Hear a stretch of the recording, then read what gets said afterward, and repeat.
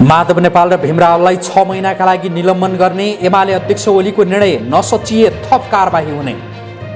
आफूलाई निलम्बन गर्ने ओलीको निर्णय असहिष्णु भएको माधव नेपालको प्रतिक्रिया। ओलीको निरङ्कुशता विरुद्ध लड्न कार्यकर्तालाई आह्वान। बालुवाटार जग्गा प्रकरणमा माधव नेपाल र बाबुराम भट्टराई क्याबिनेटका निर्णय झिकाउन सर्वोच्च अदालतको आदेश। राजनैतिक वृत्तमा हलचल। रेशम चौधरी प्रकरणमा थरुहट आन्दोलनकारीसँग वार्ता गर्न गृहमन्त्री थापा नेतृत्वमा सरकारी वार्ता टोली गठन। ओली नेतृत्वको सरकारलाई जसपाले समर्थन गर्ने सम्भावना। व्यापारी टपेन्द्र तिमसिनाको घरमा प्रचण्ड माधव नेपाल फेरि छलफलमा। करिब 2 घण्टासम्म भयो छलफल। संसद अधिवेशन स्थगित गर्ने सरकारको तयारी। संसद बिजनेस विहीन बन्यो। प्रतिपक्षी दलहरू भने ससङ्केत। माओवादीले सरकारलाई दिएको समर्थन फिर्ता लिँदै। समर्थन फिर्तापछि ओली नेतृत्वको सरकार अल्पमतमा पर्ने। नेकपा एमालेको ओली समूहमा 2 उपगुटको सृजना। विष्णु पौडेल र ईश्वर पोखरेल उपगुटको नेतृत्वकर्ता। ओलीपछि नेतृत्व हत्याउने दाउ। सीके राउतलाई फेरि लाग्यो राज्य विरुद्धको अपराध मुद्दा। 35 दिनभित्र अदालतमा उपस्थित हुन गोरखापत्रमा सूचना प्रकाशित। उपत्यकासहित देशका विभिन्न स्थानमा वायु प्रदूषण बढेपछि 4 दिनका लागि विद्यालयहरू बन्द गर्ने सरकारको निर्णय। उच्च सतर्कता अपनाउन फेरि पनि अपिल। चीनले पठाएको कोरोना विरुद्धको 8 लाख भेरोसेल भ्याक्सिन नेपाल आइपुग्यो। खोप कोभिसिल्ड झैँ 2 पटक लगाउनु पर्ने। कोरोना संक्रमित थुनुवा एपीएफ अस्पतालबाट फरार। प्रहरी नै अचम्मित। खोजी कार्य जारी। र स्याङ्जाको वालिङ स्थित बिसाउनीमा बस दुर्घटना हुँदा 8 जना घाइते। बस चापाकोटबाट काठमाडौँ आउँदै थियो। घाइतेहरूको स्थानीय अस्पतालमा उपचार हुँदै। एपी न्युज यात्रा विशेष बुलेटिन अब विस्तारमा। नेकपा एमालेका अध्यक्ष केपी शर्मा ओलीले नेताद्वय माधव कुमार नेपाल र भीमरावलाई पार्टी सदस्यबाट 6 महिनाका लागि निलम्बन गरेका छन्। निलम्बन सच्चिने अन्तिम अवसर भएको भन्दै उनले नेताद्वयले अहिलेको गतिविधि कायम राखे थप कडा कारबाही गर्ने चेतावनी दिएका छन्। अध्यक्ष ओली पक्षीय केन्द्रीय सदस्यहरू मात्र उपस्थित भएको 7 चैतको केन्द्रीय कमिटी बैठकले पार्टी हित विपरीत गुटगत भेला गरेको लगायतका आरोप लगाएर नेपाल र राहुलसँगै घनश्याम भुसाल र सुरेन्द्र पाण्डेलाई स्पष्टीकरण सोधेको थियो। त्यसअनुसार महासचिव ईश्वर पोखरेलले नेता नेपाल र राहुललाई चैत 8 गते स्पष्टीकरण पत्र पठाएका थिए। चैत 12 गते त्यसको जवाफ दिएका नेता नेपाल र राहुलले विधानको उल्लङ्घन आफूहरूले नभई अध्यक्ष ओलीबाटै भएकाले तपाईँलाई किन कारबाही नगर्ने भनेर प्रति प्रश्न गरेका थिए। अध्यक्ष ओलीले भने स्पष्टीकरणको जवाफमा गल्ती स्वीकार गर्नुको साटो अहङ्कार र आत्मकेन्द्रित कुरा मात्र उल्लेख गरेको भन्दै निलम्बनको कारबाही गरेको उल्लेख गरेका छन्। उनले दुवै नेतालाई छुट्टा छुट्टै पत्र पठाएर भनेका छन् आपराधिक क्रियाकलापहरू स्वीकार्ने, भूल सुधार गर्ने, पार्टी एकता तथा पार्टीको निरन्तर विकास र उन्नतिका लागि पार्टीमा समाहित हुने साथै विगतमा भए गरेका गलत तथा आपराधिक क्रियाकलापहरूप्रति प्रायश्चित गर्ने अवसरलाई त्यसै गम्भीरताका साथ लिनुको साटो तपाईँले उल्टै स्पष्टीकरण सोध्ने जस्तो अनाधिकृत र हास्यास्पद कार्य गरेको देखियो। एमालेको नाममा पार्टी विरोधी, फाटोवादी र गुटगत क्रियाकलाप गरिरहेको र यसलाई आगामी दिनमा पनि निरन्तरता दिन अग्रसर देखिएको भन्दै अध्यक्ष ओलीले पार्टी विधानको धारा 49 ख बमोजिम 6 महिनाका लागि निलम्बन गरेको बताएका छन्। यो सच्चिने अन्तिम मौका भएको भन्दै उनले आफ्ना विचार र क्रियाकलापहरू सच्याई पार्टीका पक्षमा आएमा निलम्बनको अवधि घटाउने निर्णय गर्न सकिने बताएका छन्। उनले अघि भनेका छन् सच्चिन दिएको मौकालाई पार्टीको कमजोरी ठानी पार्टी विरोधी गतिविधिहरू कायमै राखेमा निलम्बनको अवधि 20 मै थप कारबाही गर्न सकिने बेहोरा समेत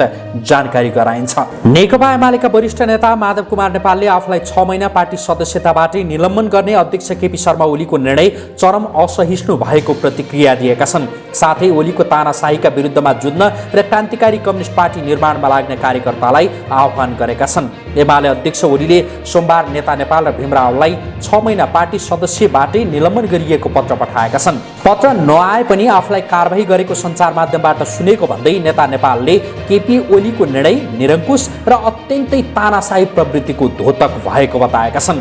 अध्यक्ष ओली एमालेलाई छिन्न भिन्न बनाउने योजनासहित अघि बढेको र उनलाई विधि र विधानसँग कुनै मतलब नभएको नेता नेपालको भनाइ छ।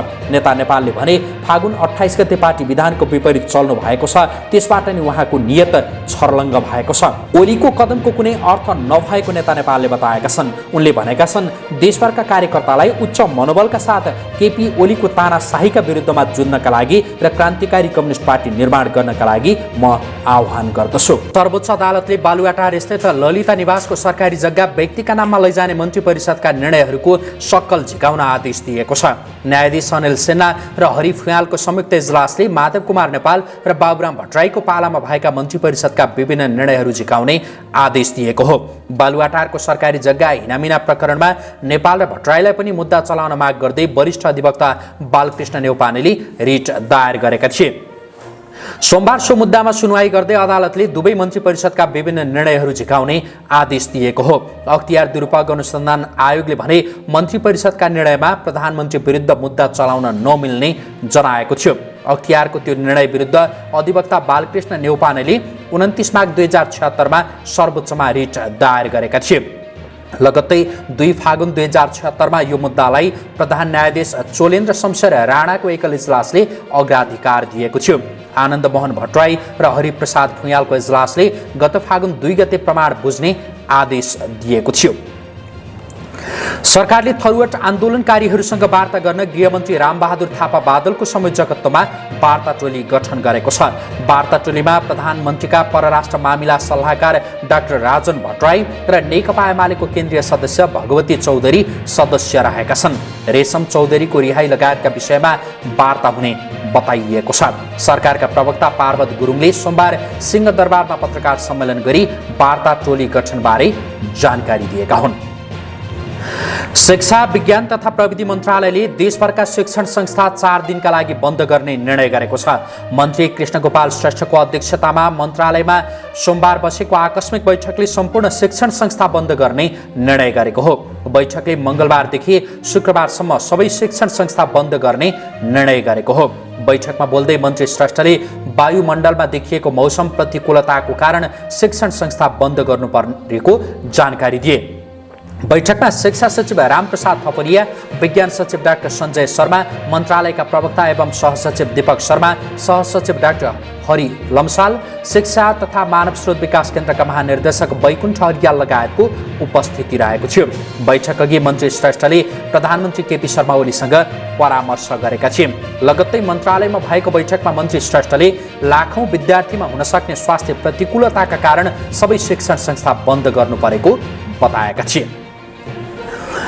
उत्तरी छिमेकी चीनले अनुदानमा दिएको 8 लाख डोज कोरोना भाइरस विरुद्धको भ्याक्सिन आइपुगेको छ। सोमबार त्रिभुवन विमानस्थलमा आयोजित खोप हस्तान्तरण कार्यक्रममा स्वास्थ्य तथा जनसङ्ख्या मन्त्री हृदय त्रिपाठीलाई नेपालका लागि चिनिया राजदूत हौ यान्छीले खोप हस्तान्तरण गरेकी हुन्।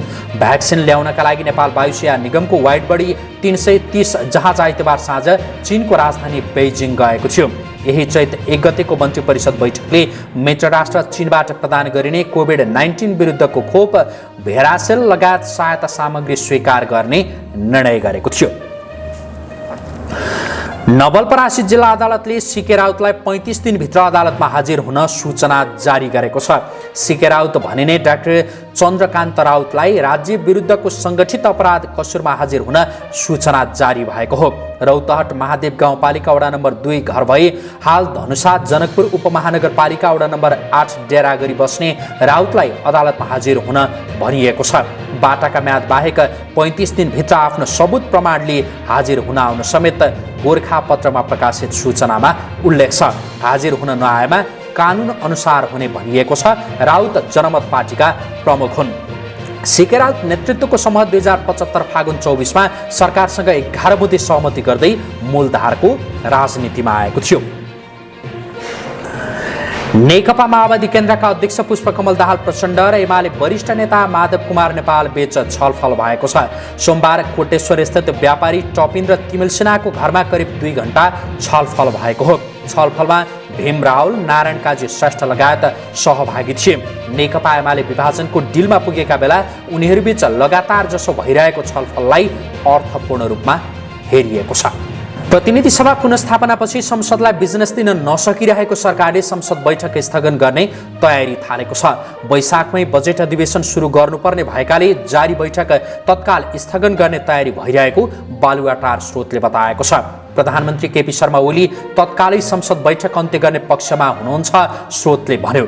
प्रधानमन्त्री ओलीले 3 दिनअघि बालुवाटारमा आयोजित एमाले संसदीय दलको बैठकमा पनि बर्खे अधिवेशन वैशाखमै सुरु गर्नुपर्ने भएकाले जारी संसद बैठक अन्त्य गर्ने तयारी भइरहेको जानकारी गराएका थिए। गत पुस 5 गते ओलीले संसद विघटन गरेपछि सर्वोच्च अदालतले फागुन 11 गते प्रतिनिधि सभा पुनस्थापना गरिदिएको थियो। अदालतले 13 दिनभित्र संसद बैठक बोलाउन निर्देशन दिएपछि तोकिएकै मितिमा बैठक सुरु भए पनि संसदले सरकारबाट बिजनेस भने पाउन सकेको छैन। ओलीको विरोध गर्दै सडकमा उत्रिएका विपक्षीहरूले पनि यसबीचमा संसदमा ओली विरुद्ध अविश्वासको प्रस्ताव ल्याउन सकेका छैनन्।